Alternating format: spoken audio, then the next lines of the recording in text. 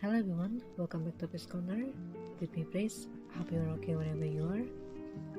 And today on What's Real or Not episodes, I'm gonna be discussing another Japanese comic or manga series titled Yu-Gi-Oh, which translated as King of Games in English. The series was made by Kazuki Takahashi, which contained 38 volumes in total for the main series. And there's another new season like Yu-Gi-Oh! R, animation series, one-time animation movies. And if you want to know more about this series, I will leave the details and the link in the description box below. And let's jump right into what's real or not episodes today. Okay, I already conclude the series was based by 90% fantasy, 3% gray area, and 7% real. So as usual, I will start from the fantasy part, then go to the gray area, then lastly on the real part. And again, this is based solely on my perspective or opinions, and I'm not sponsored in any way or form. Feel free if you want to disagree with it. And let's jump right in. Firstly off, why do I think fantasy? Because basically from the 38 volumes, the main series itself, I think the real solid for me, like story plot and things like that, only on the 13 volumes. Basically, if you already listen to my podcast, the trailer and the in-depth review part of this manga series, you already know.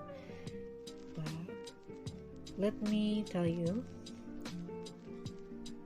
volume number 1 until volume number 5, and then volume number 32 until the end, 38. That's the only solid story for me for this series. Basically only 13 volumes out of 38 volumes in total.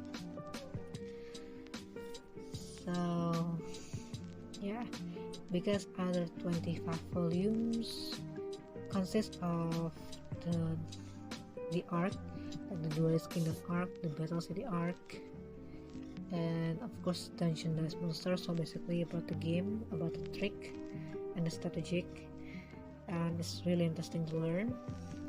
But again, because of the magic and wizard, I know because of the technology that being invented for this series for the timeline, so it kind of like make the monster kind of, you can see the virtual 3D figure basically of it, and that's cool. Yeah, but the series full of always constant battle and duels, which is why it's appeal and cater to male demographic. And yep, and almost like a repetitive pattern always happen in the series, which also fascinating. But I think one that make me think why this is a lot of fantasy, because the main spotlight is on the magic wizard, basically the Duelist Monster magic and wizard battles. And I just kind of wondered why this series was really popular even in real life, like soccer game or football game or the other like Olympic games doesn't gain really that popularity, or maybe I'm just wrong about it, but it's so really popular, and that's why I think it's a fantasy.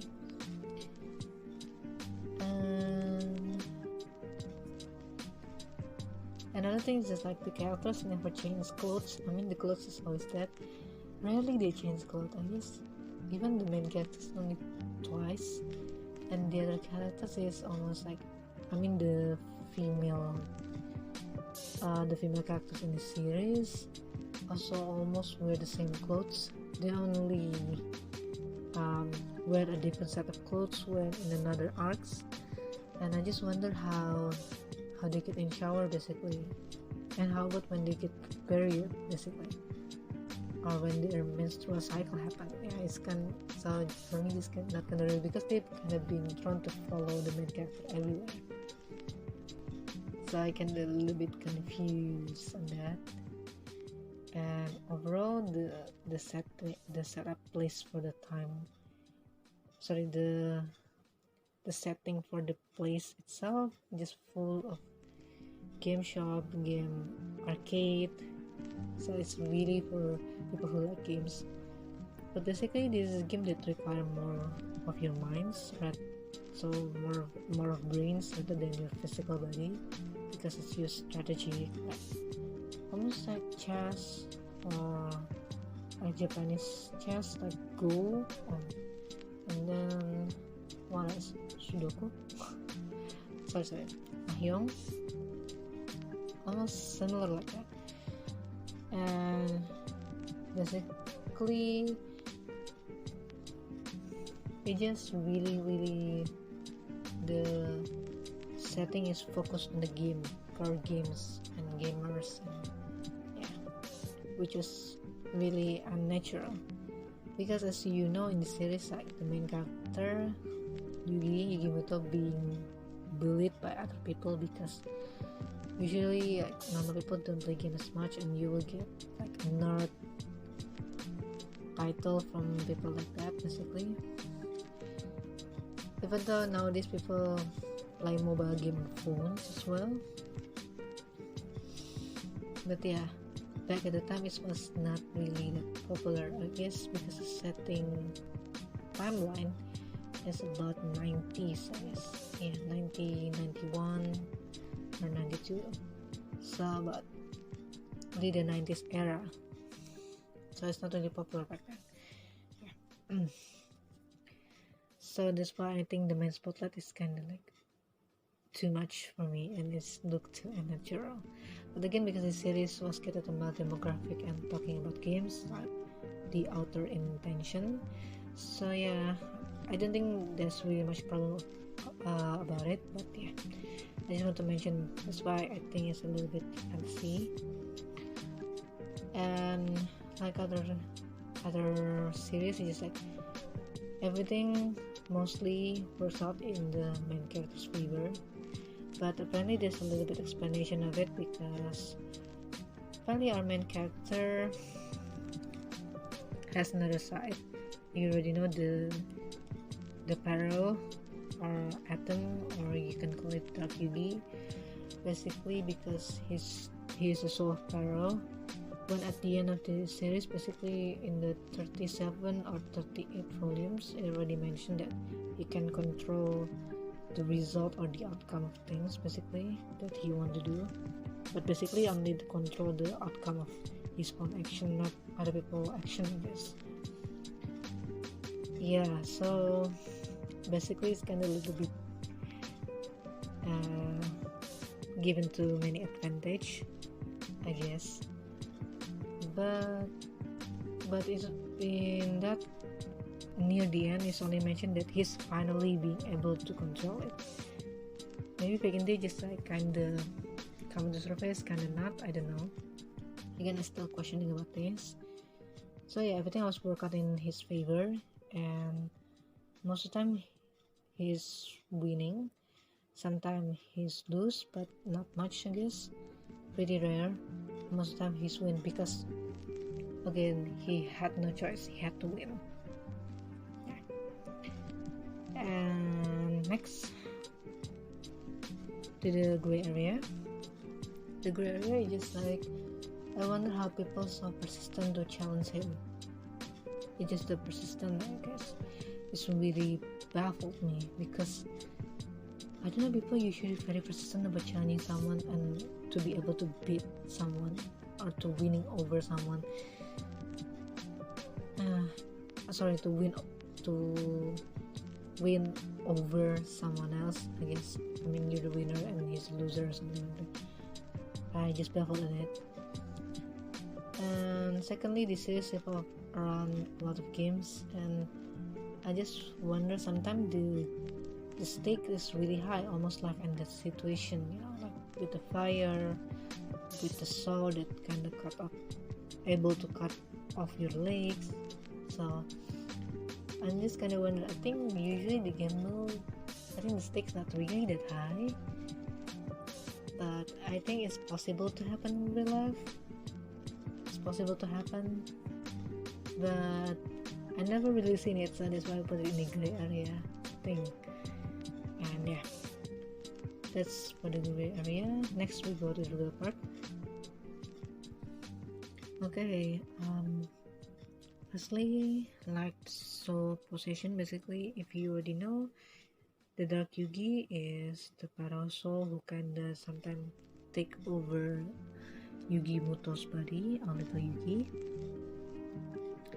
That's basically possible because they kind of take turns, basically. I think it's kind of possible. But I find at the end they detach from each other. Yeah, that's possible too. But I don't really know how one soul can stay for that long. So I'm still a little bit not really sure yet. But for the basically the possession, or basically the soul being inside of Yugi's body, there's two souls. I think that's still possible for me. And the next one is about the dark forces between the Millennium Item. As you already read in the series, the Millennium Item brought to this world by sacrificing a lot of human lives.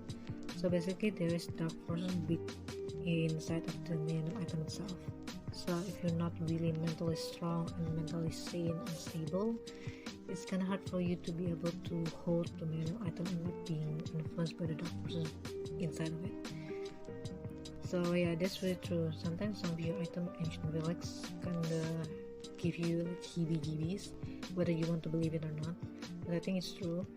So rather be careful about like an ancient relics or ancient artifacts or ancient items.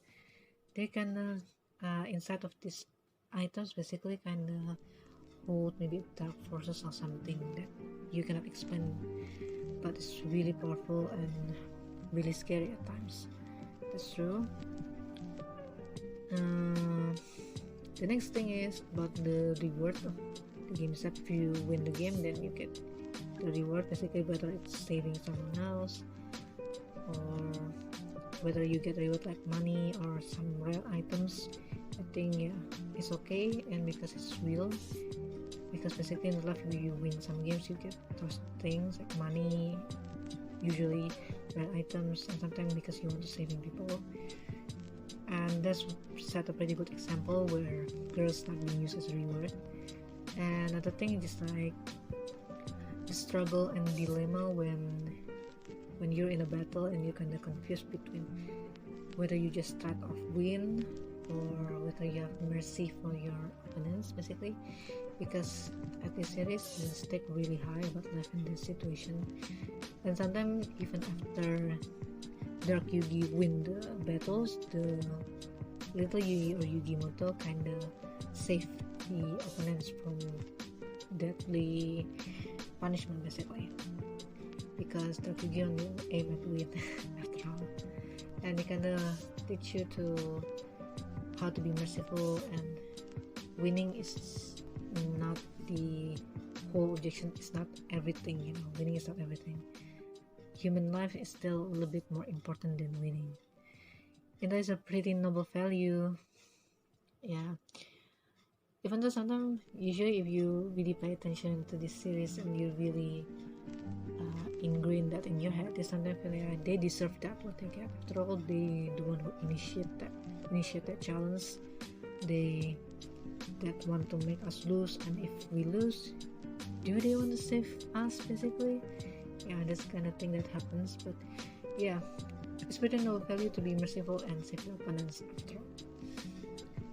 So I think it's set up a pretty good example of the struggle of the characters, basically how the little Yugi mature and becoming stronger, becoming more wiser, and yeah, becoming more smarter, I guess, in this kind of games, yeah, because Dark Yugi kinda like taught him a lot, even though he only watched from the background, and sometimes helped the Dark Yugi to be able to realize that winning is not everything, you know. There's something more important than winning, you know. And that's why Dark kinda respect him for that and kinda really appreciate him as a good friend, basically best friend forever almost. Yeah, so I think that's the real plot. And in the first few volumes you can see that the bully getting worse. I think it's real. Sometimes people, I think it's a little bit extreme, but I think people can go to that extreme at times, or almost to that extreme, so better be careful, and don't bully people just because people different from you, because not every, maybe not, or people that different from you is kind of bad. I think they can be bad, but please make sure to get to know them a little bit before you decide, and don't jump to conclusion just based on what you see on the surface. This is that I wanted to really convey. This is the message that's going to convey to you, and everything that you did, whether good or bad, have consequences that you have to get or paid, basically, especially the bad ones. So please be careful with what you're saying and what you're doing, because you don't know what's gonna happen. Maybe people can take revenge on you in the future. So please be a good person. Don't bully other people. Just try to get to know them a little bit. If you don't jive with them, if you don't like them, then it's okay. But at least try to get to know them a little bit, and don't treat them harsh or don't bully them. Because usually people who bully other people because they want to feel better about themselves, but they need to put people down in order to do that, and it's for me so pathetic, and it's so disgusting for me, and it's not a good thing. Feel free for you to disagree on me, on my opinion.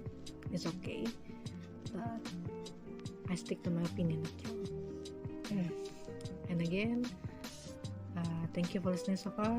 Hope you enjoy my content, and don't forget to follow me on Instagram if you want to know what kind of contents that I'm gonna be uploading on the KoFi Page and also on my podcast channel. And don't forget to stay tuned on my KoFi Page and also my main podcast channels. By the way, my podcast already available on a lot of podcast platforms, from Spotify, Google Podcasts, Pocket Casts, Breaker, Radio Public, and Overcast. So make sure to check on that too, and hope to see you soon. Bye bye.